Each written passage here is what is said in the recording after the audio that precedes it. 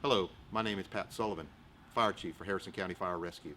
We take the sanitation of our station, the sanitizing of our fire trucks, and the PPE protection of our firefighters very seriously.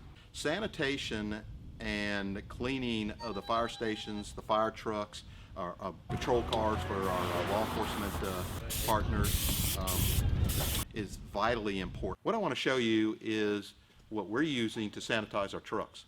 It's a device that the firefighters have come up with.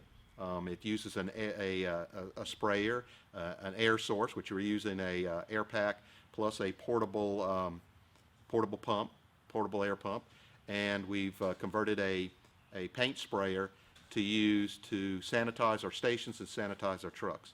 Halt is the name of this specific product that we're using, and we're not recommending this over any other because there's many of them out there. All right, so what we've came up with, myself and Robert Hornsby, is a way to spray this Halt disinfectant cleaner onto the trucks. This stuff is designed to kill the coronavirus and a bunch of other viruses. We came up with an easier way than using the 32-ounce spray bottle that everybody else has around. This is a more efficient way and effective way to spray it. Nothing more than a gravity-fed paint sprayer with an air line hooked into an SCBA pack. The way this setup is also, this can be hooked into a air compressor for stations who don't have air packs that they can use.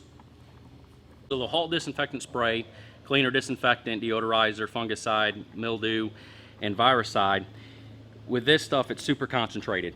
So 1/4 of an ounce per 32-ounce spray bottle, or 2 ounces per gallon.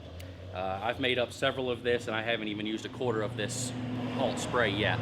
Leave it on here for 10 minutes, spray it down, leave it on for 10 minutes. It says it will kill the coronavirus.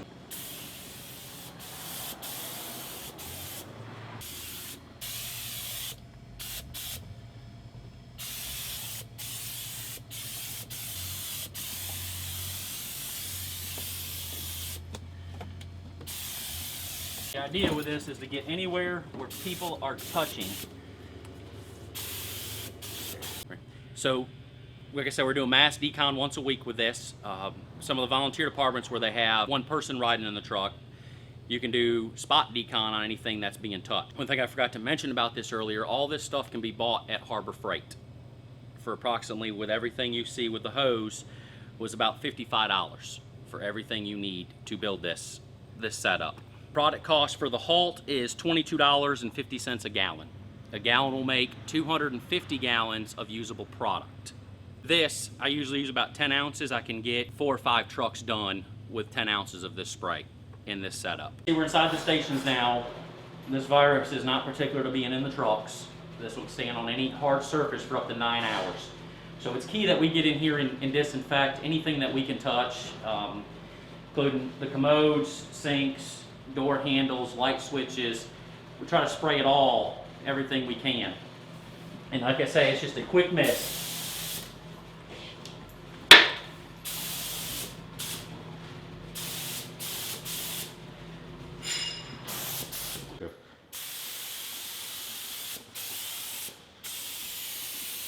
Making sure we spray inside of the stations also is key. We want to kill this virus before we're carrying it home. We don't want it inside of our stations. It's not hurting to spray down chairs, any hard surfaces that you see here. Spray it down, it's a light mist, let it sit for 10 minutes, and then you can come back and wipe it. It's not leaving a residue or anything that's left over after we spray once this dries.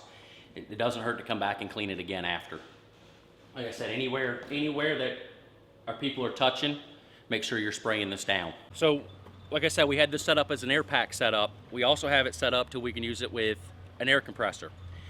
Like I said before, is the SCBA setup is perfect for portability if you can set it up with an air pack. If you can't, you can always set it up with an air compressor for the 1/4-inch fittings. So we'd seen where a couple departments in different places had started using automotive spray guns to apply sanitizer disinfectants, specifically viricides, to decontaminate trucks and stations and facilities and stuff.